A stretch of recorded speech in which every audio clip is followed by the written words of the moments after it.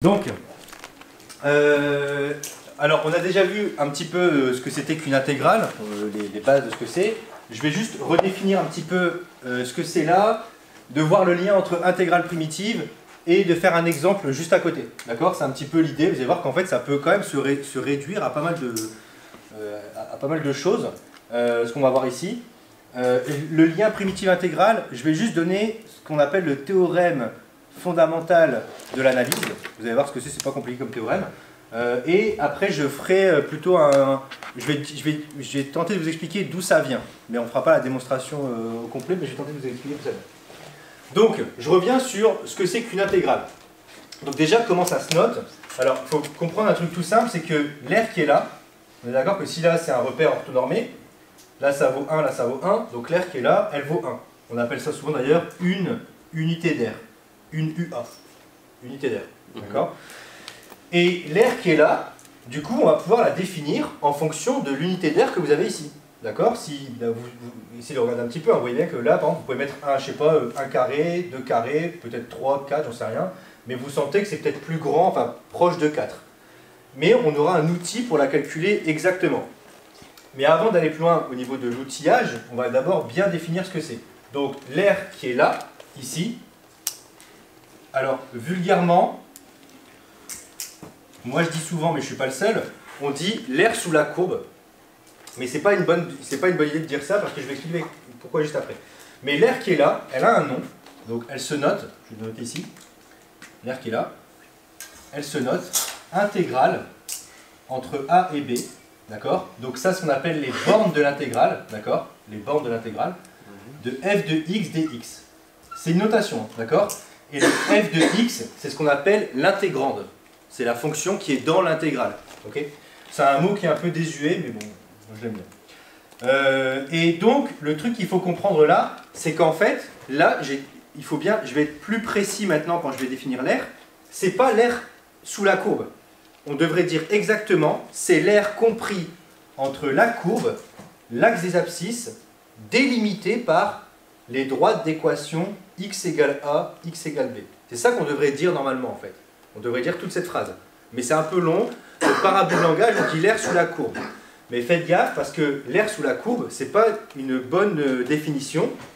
Parce que l'intégrale qui est ici, ok, l'air que vous avez trouvé ici, elle va être positive. Remarque, en fait, comment on définit l'intégrale d'une fonction négative, donc une fonction qui n'est pas là. Donc imaginons par exemple, je le fais très rapidement là, hein, mais si vous avez une fonction qui est comme ça, par exemple, ici, si vous avez une fonction qui est comme ça, enfin, c'est un morceau quoi, entre A et B toujours, là j'ai A, là j'ai B, bah, c'est quoi l'air sous la courbe? Si vous dites l'air sous la courbe, bah, le problème c'est que ça serait ici. Donc c'est pas vrai. Donc en fait, l'air que vous cherchez, elle est là en fait, c'est cet air-là. Et la définition que j'ai donnée tout à l'heure à l'oral, en disant l'air entre la courbe et l'axe des abscisses délimité entre x égale a et x égale b, bah là pour le coup ça marche aussi là. Alors comment on fait pour faire l'intégrale d'un truc comme ça? En fait comment on le visualise? Bah, il faut juste imaginer que vous faites le symétrique de ce truc là. Alors désolé, je ne veux pas être très bon en symétrie, je le sens. Il faut faire un truc comme ça. Ça devrait être le symétrique en face, a priori, d'accord? Vous faites le symétrique de cette courbe là, d'accord? Et vous calculez l'air qui est là, d'accord? Alors c'est pas ce qu'on va faire dans la pratique, hein. C'est juste pour comprendre comment on le définit. Normalement, l'air en vert et l'air en rouge doivent être les mêmes, vu que c'est son symétrique. C'est juste que mon dessin n'est peut-être pas très propre, mais en tout cas l'air en vert et l'air en rouge c'est la même. Donc l'air en vert, on sait la calculer parce qu'on sait comment c'est défini ici. Et bien l'air en vert par rapport à l'air en rouge, c'est la même, mais avec un signe moins. Donc quand vous allez avoir une fonction qui est dans les négatifs, qui est ici, ben, son intégrale, elle est négative. Alors attention, la réciproque n'est pas vraie. D'accord? On verra ça plus tard. Mais ici, quand toute votre fonction elle est négative ici, votre intégrale le sera aussi. Et elle est définie par symétrie. Voilà un petit peu ce qu'il faut comprendre d'un point de vue, j'ai envie de dire, philosophique de ce que c'est qu'une intégrale. C'est l'air entre une courbe, l'axe des abscisses, et deux axes délimités par des bornes. Ok? Maintenant, on a vu ça aussi rapidement, il y a un lien entre intégrales primitives. Ici, quand vous cherchez l'air, donc l'intégrale entre A et B de f de x dx, bah, c'est quoi la formule? Il faut que vous connaissiez une primitive, exactement, de petit f, que vous appelez grand F, et vous devez juste calculer la différence de cette primitive entre A et B. Et ça, c'est ce qu'on appelle le théorème fondamental de l'analyse. C'est vraiment un théorème hyper important, celui-là. En gros, d'ailleurs, c'est hyper étrange. Je ne sais pas si vous remarquez un petit peu l'idée, mais pour calculer l'air sous une courbe, vous devez chercher une primitive. Ouais. Ce qui, a priori, est hyper bizarre, quoi. On doit chercher l'opération inverse de la dérivée, enfin, mais ça se démontre, d'accord? On peut le démontrer, ce truc-là. Okay, mais c'est juste ça qu'il y a derrière. Donc, retenez ce truc-là, parce que ça marche très bien, et ça marche, quelles que soient les fonctions que vous prenez, si elles sont négatives ou positives au passage. D'accord? Même si elles changent de signe entre-temps. Le seul truc que vous devez avoir sur ces fonctions-là, pour qu'on puisse les intégrer, il faut qu'elles soient continues, voire continues par morceaux. Alors c'est pas grave s'il y a des morceaux où il y a des petits trous, parce que ça ne posera pas trop de problème. Par contre, s'il y a des gros trous, là ça va être un peu plus embêtant. Mais en tout cas, il faut que ce soit défini et continu à l'intérieur. En général, à votre niveau, vous n'avez aucun problème de continuité à l'intérieur, de trucs comme ça. D'accord? C'est jamais problématique. Donc ça, c'est le lien entre les deux. Hein. Il n'y a vraiment aucune difficulté à avoir là-dessus. Et donc, on peut déjà commencer à faire un petit exemple ici, si vous voulez bien. Alors, j'ai peut-être écrit ici que c'est peut-être le théorème. Je vais le mettre en rouge. Théorème fondamental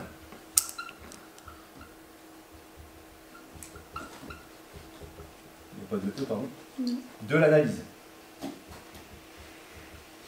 De même que vous avez un théorème fondamental, enfin un théorème fondamental en mécanique, là, le principe fondamental de la mécanique, là, deuxième loi de Newton, bah, on peut dire que ça, c'est le théorème fondamental de l'analyse. D'ailleurs, il y a aussi un théorème fondamental de l'arithmétique. D'accord? C'est lequel? C'est le théorème avec la décomposition des nombres.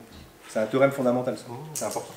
Donc lui, il est fondamental parce qu'il permet vraiment de faire beaucoup de trucs, en fait. Vraiment, c'est très important comme formule. On ne donne pas souvent le nom de théorème fondamental en mathématiques. Hein. Donc c'est vraiment un théorème très important, celui-là. Et maintenant, comment on fait pour appliquer ce qu'on a vu ici, là? Eh bien, on doit, dès qu'on a un truc comme ça, on identifie à quoi ça ressemble dans mon cours. Donc là, les bornes, c'est 1 et E. E, je rappelle que c'est une constante, hein, c'est exponentielle 1. Donc A et B, c'est ça, et la fonction qui est à l'intérieur, elle est là. Et bien, il faut primitiver la fonction qui est à l'intérieur. Bah, comment on fait la primitive de ce qui est à l'intérieur? C'est quoi la primitive de x? X carré sur 2. Ensuite, moins 1 sur x, c'est qui a été dérivé? Ouais, moins ln de x, exactement.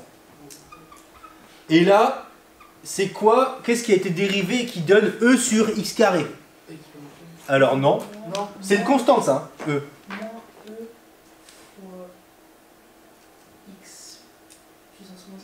Ouais, alors je sais pas pourquoi tu vas... Ouais, je pense savoir comment tu fais. Alors ici, il faut marquer un truc tout bête. E sur x carré, c'est pareil que E fois 1 sur x carré. On est d'accord? Et moi je sais que quand je dérive 1 sur x, ça fait moins 1 sur x carré. Ouais. Quand je dérive 1 sur x, ça fait moins 1 sur x carré. Mais là, il n'y a pas le moins. Donc la primitive, ça va donc être moins E fois 1 sur x. Entre 1 et E. Parce que le moins, là, il n'y était pas. D'accord? Donc c'est important de bien réussir à décomposer ces trucs-là. Ok? Donc, bah super. Bah maintenant, il faut remplacer.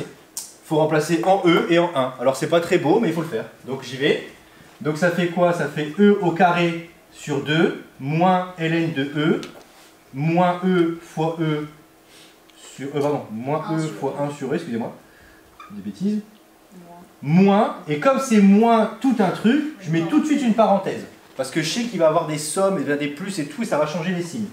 Donc moi, je ne prends pas de risque. Moins 1 demi, moins ln de 1, moins E fois 1 sur 1. Monsieur, faites attention, vous avez écrit ln de E moins E. C'est pas plus? Bah non, c'est un moins, regarde. Ouais. Ouais. Non mais non mais là pour le coup c'est pas moi, c'est le fait qui dégouline un peu. Vraiment, vraiment le fait de dégouline un peu, regarde, il y a plein d'endroits où c'est dégouline, je sais pas si tu vois. E carré sur 2, bah ça fait E carré sur 2, ça bouge pas. On verra si on peut le simplifier après. ln de E, ça fait quoi? ln de E. E c'est exponentielle 1, je rappelle. Hein. 1 sur E. Mais n'importe quoi, ça fait 1. ln de exponentielle d'un truc, ça fait truc.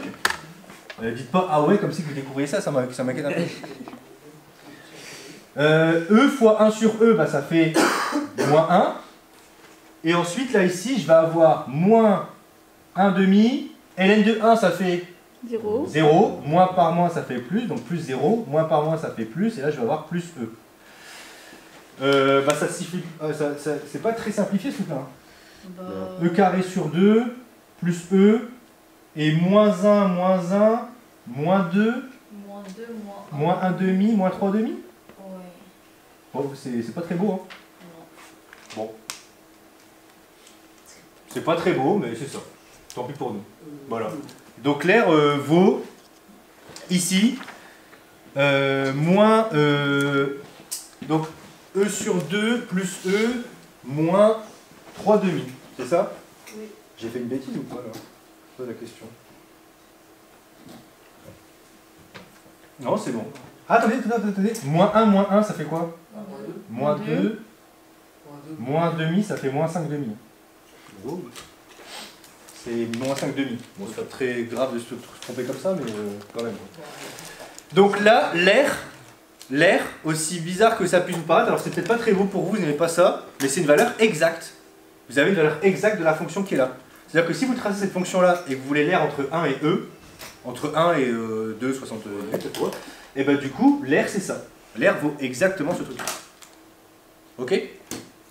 C'est bon? Ben ça, c'est déjà le truc de base à savoir sur le calcul intégral.